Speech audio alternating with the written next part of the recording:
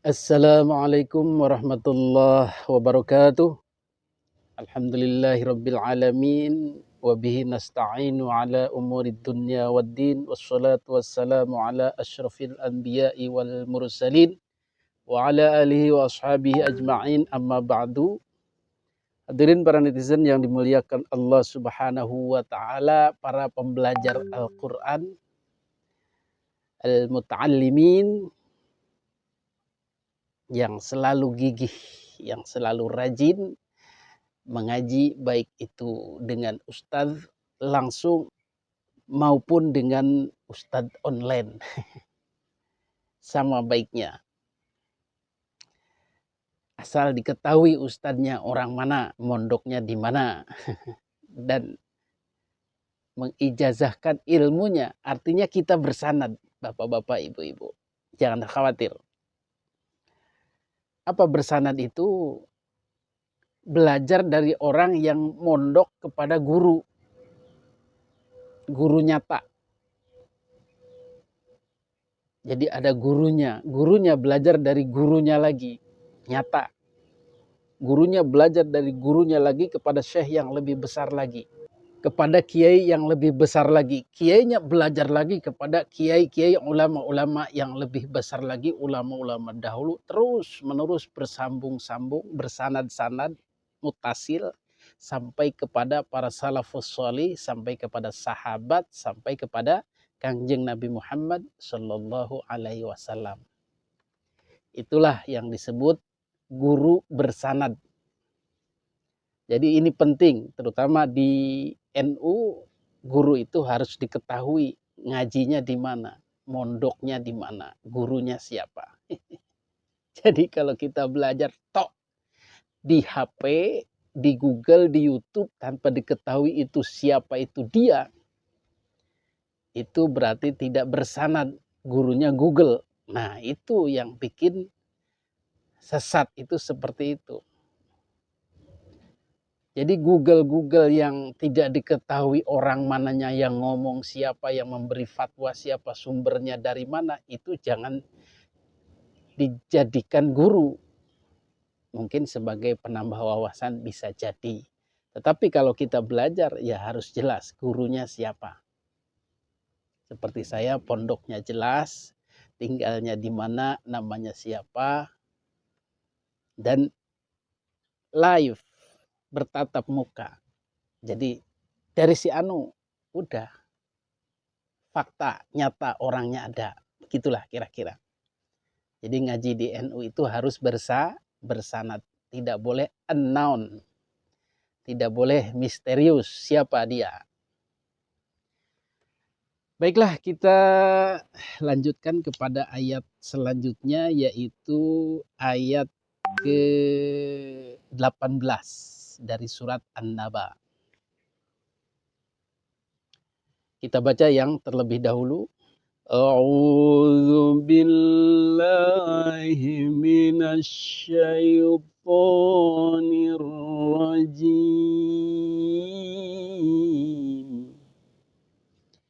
Wa jannatin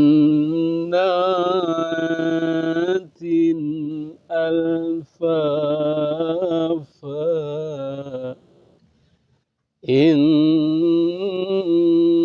yawmal fasli kana miqata. Sesungguhnya hari ketetapan itu sudah ada waktunya, hari keputusan. Yauma yufassilu bainakum yaumal qiyamah. Jadi hari pengadilan, day of judgment, hari keputusan. Disitulah Allah Subhanahu wa ta'ala memutuskan dengan seadil-adilnya. Mereka yang tidak mendapatkan keadilan di dunia, maka akan dibalas hari itu dengan seadil-adilnya. Ada pengadilan Allah nanti. Yauma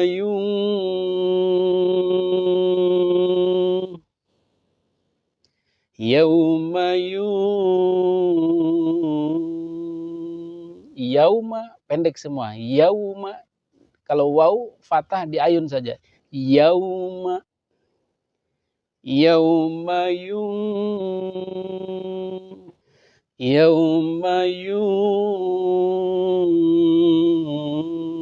apa itu yang dengung itu? Yang dengung itu di sini adalah ikhfa, sengau, berdengung. Yauma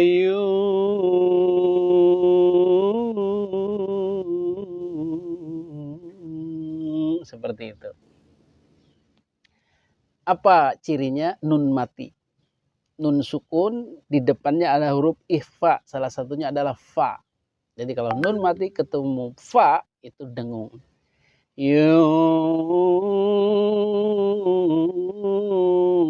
Fahu, fa-nya pendek. Fakhufis, hu-nya juga pendek. Fakhufis, fisnya langsung tasdid ke shad. Fis. Yauma yunfakhu fis.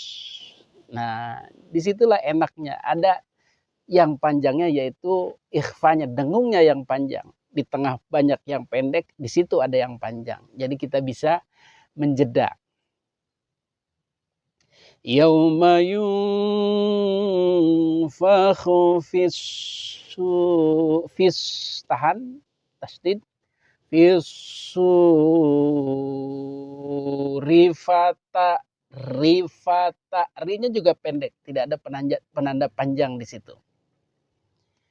Yauma fa f for fine fa khu kotor fa khu su panjang di situ mad tabii waw mati rifata ri-nya pendek langsung sambung dengan fa. Rifata fa-nya juga pendek. Rifata. Nah, di situ tak. Nah, tak di situ hamzah.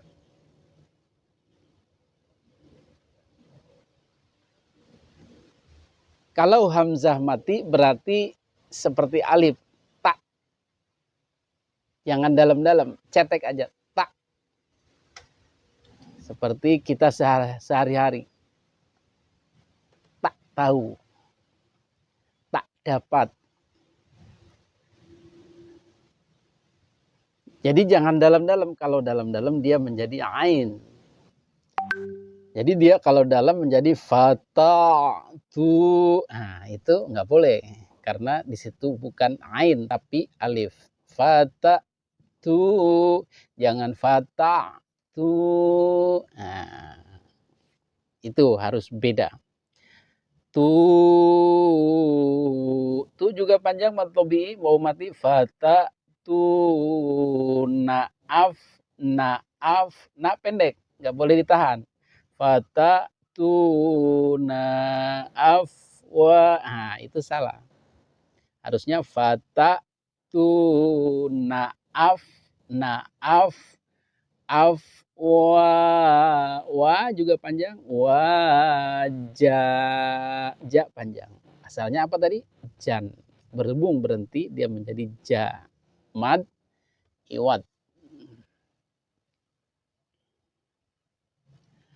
Yauma yunfakhu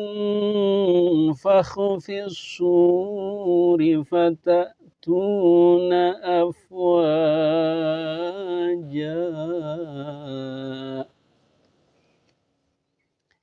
Nah, inilah sebuah ayat yang masih menggambarkan tentang hari kiamat, hari pembalasan, hari pengadilan.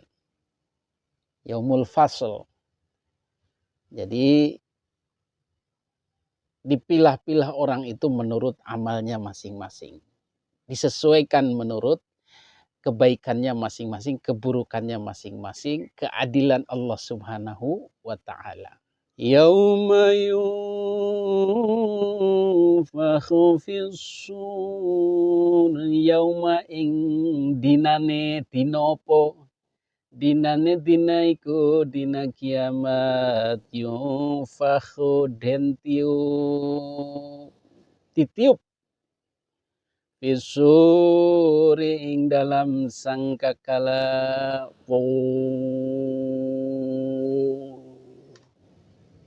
Jadi sebuah gambaran saja bagaimana Allah memulai sebuah scene baru. Sebuah, kalau dalam film itu, sebuah episode baru ditandai dengan pong. Kalau zaman dulu itu sering dalam memulai perang itu ada peniupan trompet. Trompet perang itu yang melengkung, itu besar, itu suaranya itu.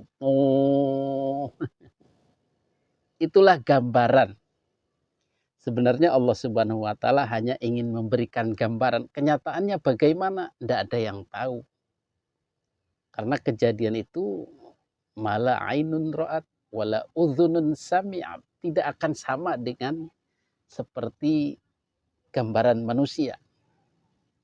Yang jelas yang ingin digambarkan Allah itu betapa kacaunya suasana itu. Hancurnya dunia itu dimulai dengan ditiupnya sangkakala. Mulailah segala kehancuran dilakukan di situ. Apa gambaran pertama yang ingin disampaikan Allah Subhanahu wa Ta'ala? Ketika ditiupkan sangkakala, terjadilah kekacauan-kekacauan itu. Nanti akan dijelaskan pada ayat berikutnya. Tapi yang pertama ingin disoroti dalam scene itu, dalam potongan film itu, kalau film adalah fatatuna afwaja. Ketika ditiup sangkakala, ditiup trompet, terjadilah kekacauan di dunia ini, kehancuran-kehancuran yang disebut hari kiamat itu. Fatatuna afwaja, mangka tak tuna teko sirakabeh. Datang semua manusia itu, kamu sekalian itu afwaja, bergelombang-gelombang, berkelompok-kelompok. Siapa manusia-manusia itu? Manusia-manusia yang dibangkitkan dari kubur. Jadi ketika kiamat tiba, orang-orang yang di dalam kubur itu dihidupkan kembali oleh Allah Subhanahu wa Ta'ala menjadi manusia. Bangkit dari kubur. Bukan manusia sekarang bangkit dari kubur, bukan. Tapi manusia di hari kiamat dibangkitkan Allah dari kubur. Fatatuna afwaja, maka mereka mencari-cari, bergelombang, berkelompok-kelompok, nyari temannya mungkin, nyari kenalannya, nyari kerabat-kerabatnya, nyari orang-orang yang pernah dekat dengannya, saling mencarilah begitu kira-kira. Bagaimana dengan orang-orang yang mati menjelang hari kiamat? Sama, semua juga dibangkitkan. Jadi mereka mencari-cari, bergelombang-gelombang, berduyun-duyun, berkelompok-kelompok, berkumpul di padang mahsyar itu. Ngumpul semua. Seperti rapat raksasa itu atau menghadiri demo itu. Begitu kira-kira. Jadi ketika Israel meniup sangkakala, terjadi kehancuran dunia, manusia-manusia dibangkitkan, pada bangkit dari kubur, yang mati dibangkitkan lagi. Kematian, kehidupan yang kedua itulah setelah kematian. Mereka berkumpul di padang mahsyar namanya. Nanti kejadian kondisi-kondisi yang lainnya pun nanti kita bisa ketahui dari ayat-ayat yang lain. Sementara ini kita cukupkan bocorannya dari surat An-Naba saja terlebih dahulu. Di antaranya adalah manusia dibangkitkan, kemudian berduyun-duyun datang secara berkelompok-kelompok. Hadirin yang dimuliakan Allah Subhanahu wa Ta'ala, demikianlah gambaran hari kiamat. Mudah-mudahan menjadi peringatan bagi kita, menjadi pedoman bagi kita bahwa kondisi itu pasti akan datang. Dan kita harus bersiap-siap. Betul? Dan Allah wa iyyakum ajma'in. Wassalamualaikum warahmatullahi wabarakatuh. اللهم ارحمنا بالقرآن واجعله لنا إماما ونورا وهدى ورحمة. اللهم ذكرنا منه ما نسينا وعلمنا منه ما جهلنا وارزقنا تلاوته